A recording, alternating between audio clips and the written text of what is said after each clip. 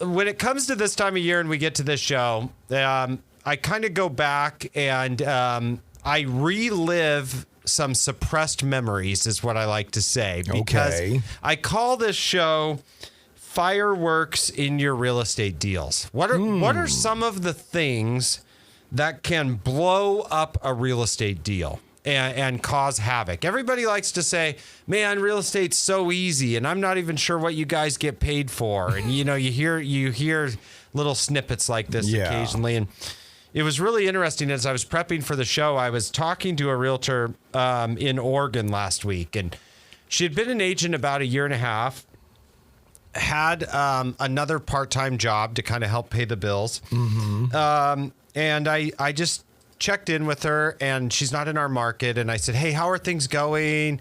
Haven't talked to you in a while. What's going on? And she's like, I'm out of this business after like my next deal. And I'm like, okay, well, talk to me about that. Like, what's going on? And she's like, people are awful.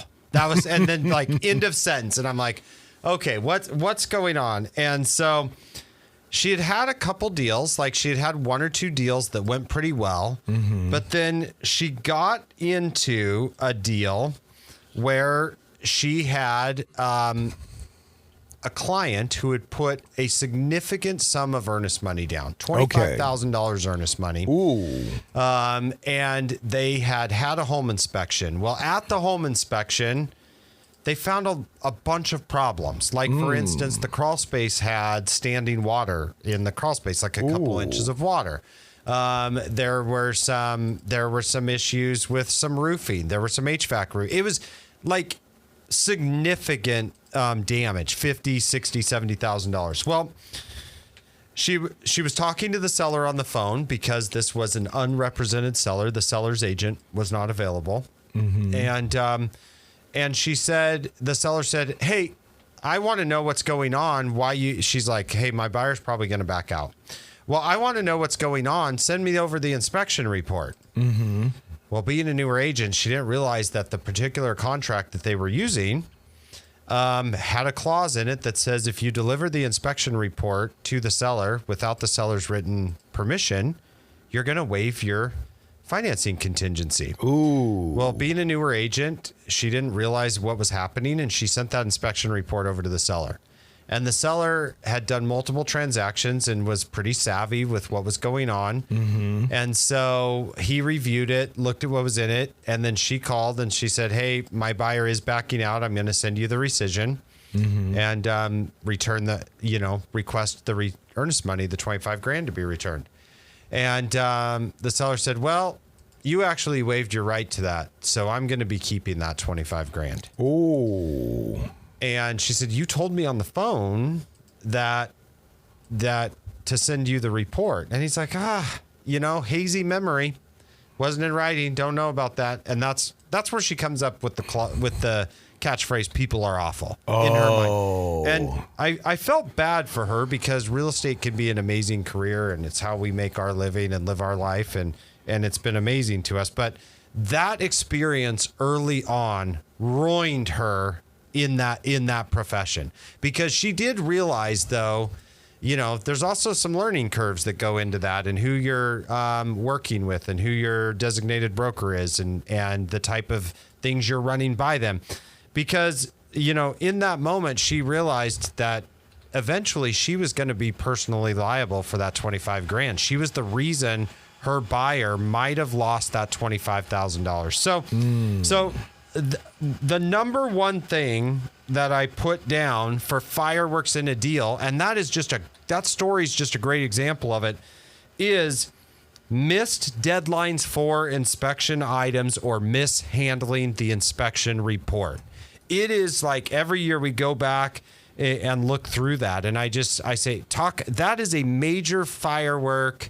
That's not a bottle rocket. This is, we're talking M100 style here. Okay. Like, this is, $25,000 of potential lost earnest money in a deal from, an agent mistake, and also a seller not being probably very honest about what they were doing or saying. So that's a huge firework in a deal.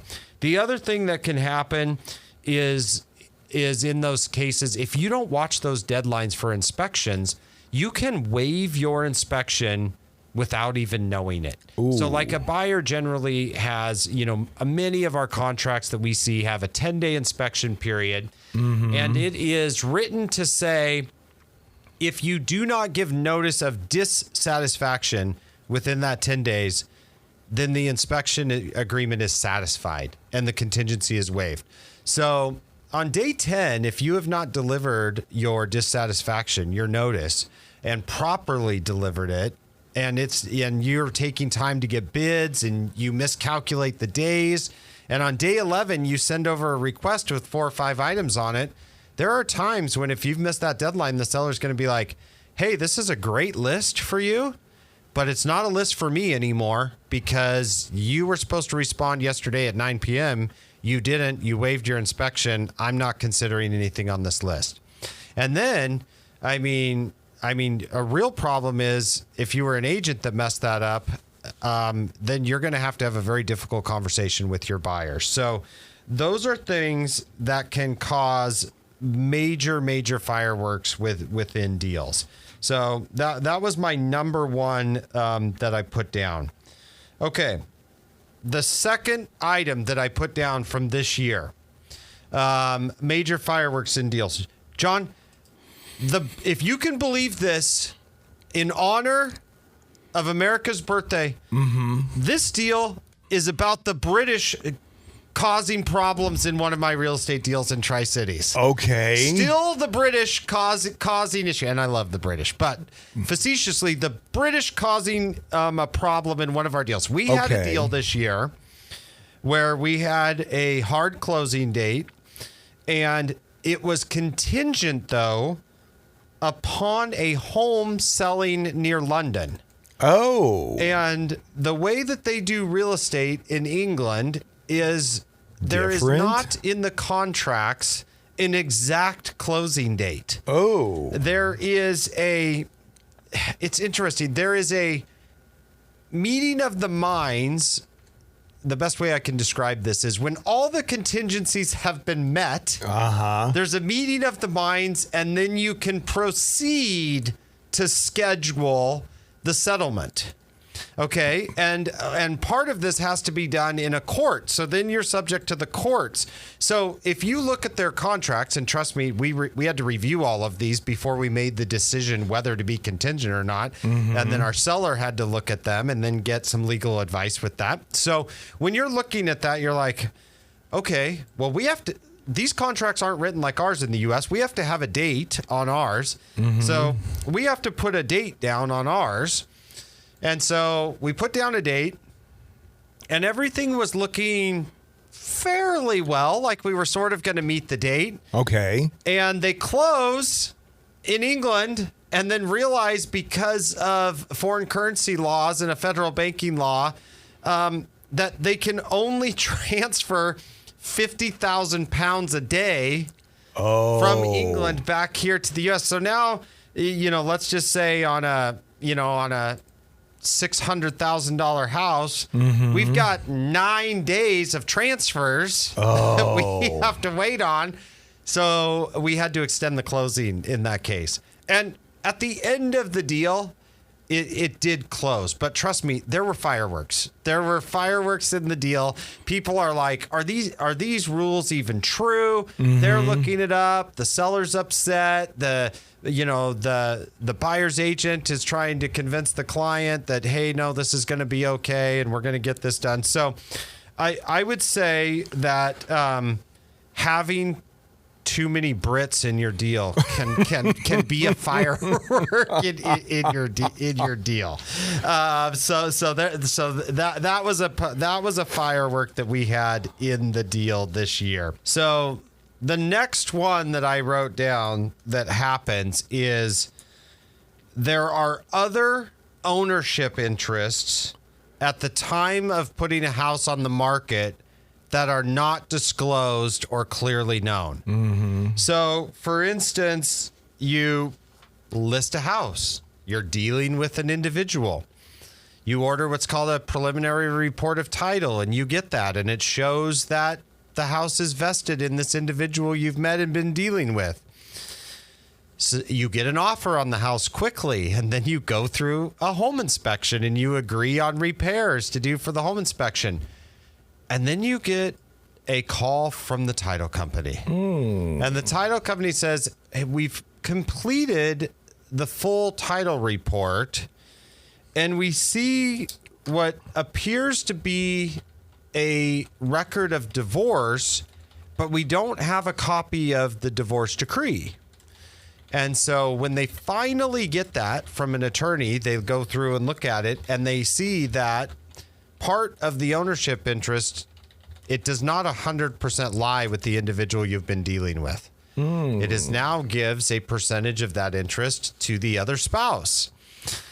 And at this point, that can become quite a problem, because now, what if that spouse doesn't want you to sell the house? What if they don't agree on the sales price that you negotiated? There could be 100 different ways that this could go. And what's really bad for that buyer in that case is now they've invested not only emotional energy in finding their house, picking their house, they've paid for an appraisal to be done from their lender on the property.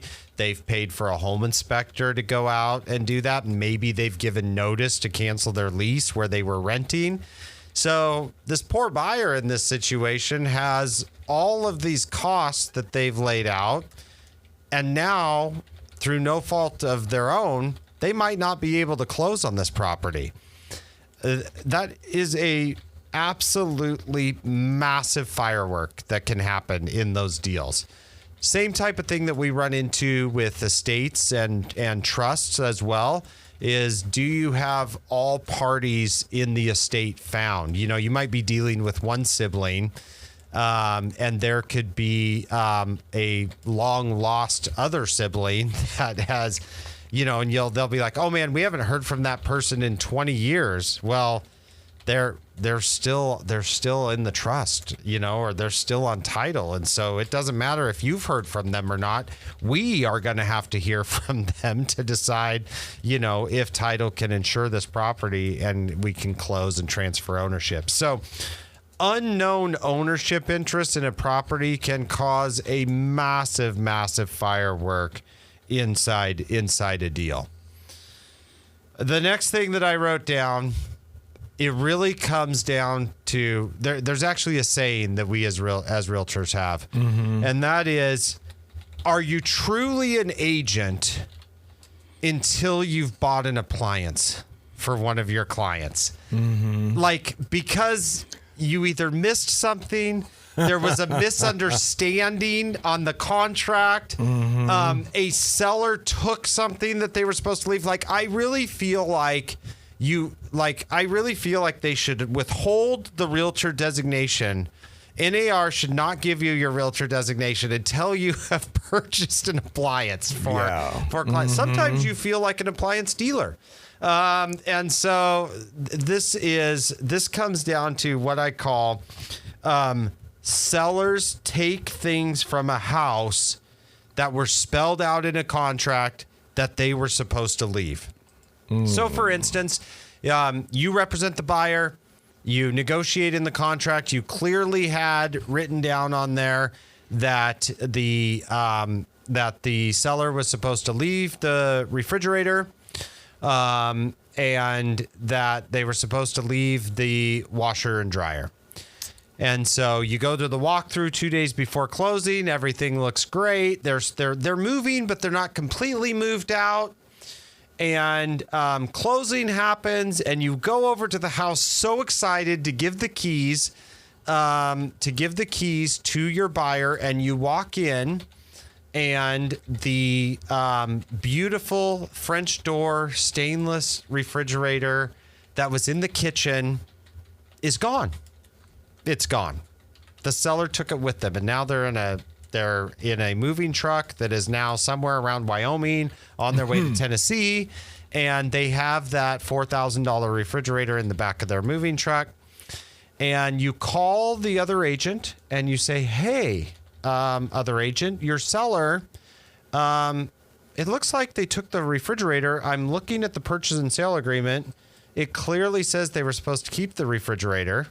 And the seller says, oh, or the seller's agent says, oh my gosh, Lance, well, why don't you walk out in the garage? They left the refrigerator that was in the garage. The garage refrigerator, it didn't say refrigerators with an S. It didn't say which, so they clearly left it for you. And your buyer is looking at you with this, $400 white, not stainless steel refrigerator in the garage. And they look at you and they're like, who messed up here in this situation?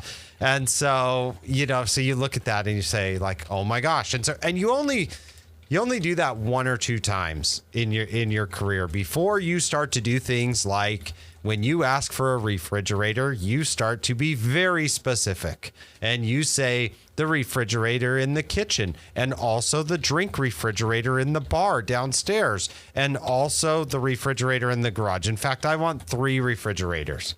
And because if not, you as an agent are going to end up buying one of those, or you're going to have to split it with the other. Sometimes the sellers don't even remember, like their agent doesn't do a good job communicating what stays with them. And it's not on purpose. Like, and the example I just gave was a real example that happened in the last year. And I believe it was on purpose. But a lot of times the seller's like, I had no idea. I literally just packed up and the moving company was there and they took it. And you'll call the other agent, and sometimes that agent is great and says like, geez, Lance, yeah, it was a mistake, and they can't ship it back. So, let's buy, and here's where another firework starts. Let's replace the refrigerator with a like kind refrigerator. So then you, as the representing the seller, you say, oh yeah, so you mean like a used refrigerator that's 6 years old. Because that's how old that refrigerator was. So we'll go buy a used 6-year-old refrigerator, put there. And then if you're the buyer's agent, you're saying, no. If I'm not getting the exact same refrigerator that was in here that I asked for, then you're putting a brand new one back in there. And so firework number 2, all about refrigerators. So that's a really popular one. Another thing that happens in today's day and age, you have to be very, very careful about is smart light bulbs and security systems. So these light bulbs can be between $40 to $100. They can be multicolor changing. They can have a command center that controls them. It could be a Control 4 system, a Levitron, all of these different brands. If you walk through and that is what is impressing you as a buyer, you need to tell your agent, make sure these smart home controls are included. Make sure it is specified because I've seen houses where the buyer walks through and they're like, there were 40 smart light bulbs in this house and they were $100 a piece. They were all controlled by Alexa and, they did 29,000 different colors. And boy, if you have to replace, that's $4,000 worth of light bulbs. Yeah. That may or may not have been specified in that contract. So that is a big one. Well, I also had this year too. I mean, there's so many of these. We did a walkthrough 2 days before closing. I can't even make this stuff up. The house had a 3-year-old water heater tank in it. When we walked through 2 days before closing, there was a 30-year-old water tank that had been installed. Like they had gone through the trouble. They had removed the 3-year-old water tank that they were, I don't know where they were taking, and put an old one that they had found back in. I mean, I was just blown away. Never before seen that. And so that was another one. So when sellers take things from properties they're not supposed to take, that can become a big, big issue. And then the last firework that I wrote down was buyers not having a deep enough conversation with your lender. That is a huge firework in a deal. And that comes down to, some lenders do a really, really good job where they'll sit down and they'll talk to the buyer and they'll say, hey, I'm going to preview for $500,000 or $6, $7, whatever the amount is. But with that, you're going to need to put 5% down, so we can use conventional. So that's gonna be roughly $25,000 down. Then you're going to need about another $15,000 for closing costs. So you're going to need about $40,000 to close, and your payment is going to be roughly X. And so it's amazing how many people don't have that conversation before they enter into a contract. The other thing about that is buyers not understanding what liquid funds means, meaning that the lender's going to need to see, when they tell you they need $40,000, they need to see that you have access to that $40,000. And once you write a purchase and sale contract, there's language in there that says you do have access to it and you're not going to use it for something else. I've seen buyers like, oh, I don't have to close for 45 days, so I'm going to day trade with that $40,000, or I'm going to put it in a 30-day special CD, and then I can't get it out in time. Or I need to sell. Oh, I've totally got the money. I'm going to sell my 2 motorcycles to my neighbor, Billy. And so I've calculated that, but then Billy's on a cruise for 15 days and he doesn't get back, and you can't get the money. And so, no, that is like non-contingent liquid funds in a U.S., where we already had our problem earlier with the Brits. So in a U.S. account that are available for this purchase. And so I think just understanding that, and buyers having an education when they don't, massive fireworks in a deal. So I want to say it's fun doing this show, but it does bring up some bad memories, John. Kaboom, boom, boom. Kaboom, boom, boom. No, I love the 4th of July holiday. I love everything that goes along with it, and what we're out there doing and celebrating. So from the Kenmore team and from our family to your family, have a very, very happy 4th of July. Absolutely. Be safe, and we will be right back here next week.